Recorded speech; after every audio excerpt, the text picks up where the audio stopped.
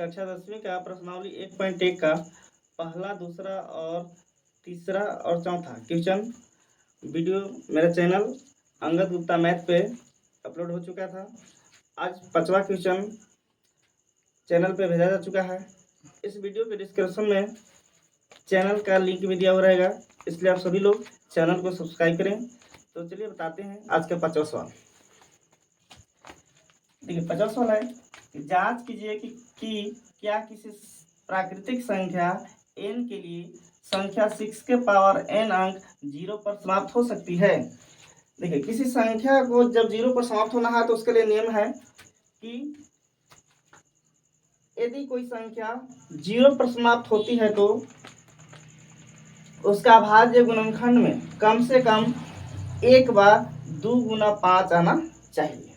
मतलब कि जो संख्या दिया हुआ रहेगा जब हम उसका अभाज्य गुणनखंड करेंगे तो वह कम से कम एक बार 2 गुना 5 के रूप में आना चाहिए, तो वह संख्या 0 पर समाप्त होगी।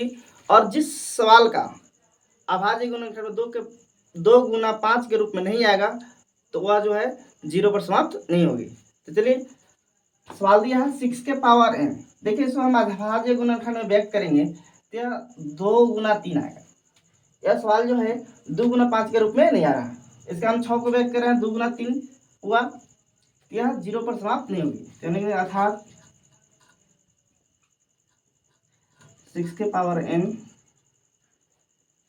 अंक 0 पर समाप्त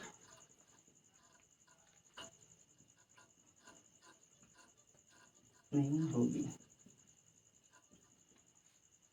क्योंकि इसका अभाज्य गुणनखंड जो है 2 गुना 3 के रूप में आ रहा है। यदि जिस सवाल का 2 गुना 5 के रूप में आएगा तो वह 0 पर समाप्त होगा, जिसका 2 गुना 5 के रूप में नहीं आएगा वह 0 पर समाप्त नहीं होगा। यही इसका आंसर होगा।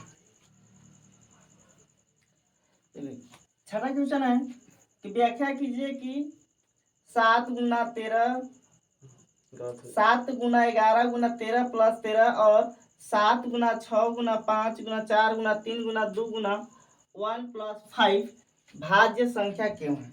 तो देखिए कोई संख्या जिसका गुणनफल कम से कम 3 बार हो तो वह भाज्य संख्या होता है।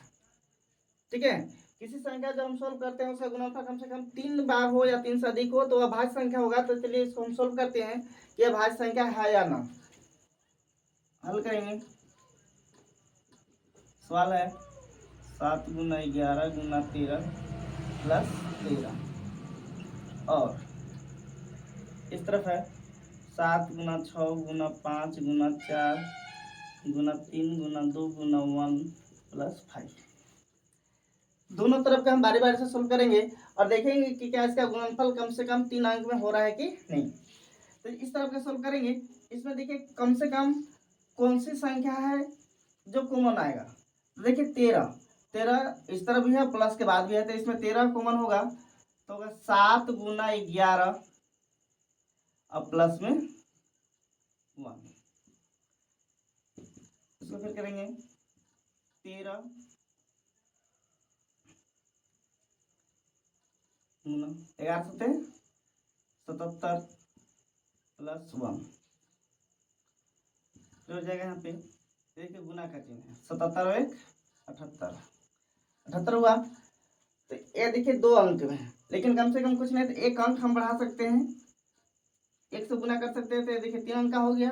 या फिर आप 78 को अभाज्य गुणनखंड से भी काटिएगा तो यह 3 से अधिक संख्या में जाएगा। तो यह 3 अंक का हो गया तो अभाज्य संख्या है। और इस तरफ का हल करेंगे हम।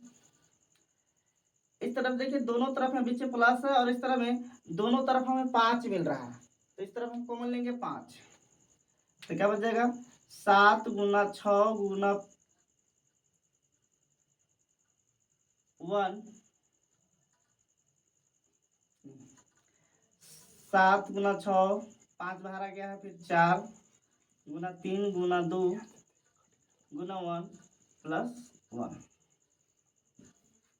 इसके बाद होगा इस सभी संख्या को हम गुना करेंगे। 1 गुना 2 करेंगे 2 2 गुना 3 करेंगे 6 6 को 24 24 गुना 6 करेंगे,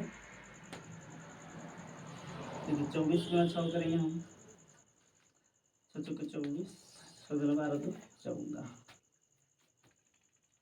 5 7 करना है। 7 चौ 28, 7 चौ 28 32, 7 3 10, 1008 है। तो 5 1008 प्लस में 1, फिर हो जाएगा 5 गुना, इसको जोड़ेंगे तो 1009, और इसमें भी हम कम से कम 1 से फिर गुना कर देंगे। यह भी 3 अंक के है। तो यह क्या है, यह भाज्य संख्या के रूप में है। तो ये आपका आंसर है।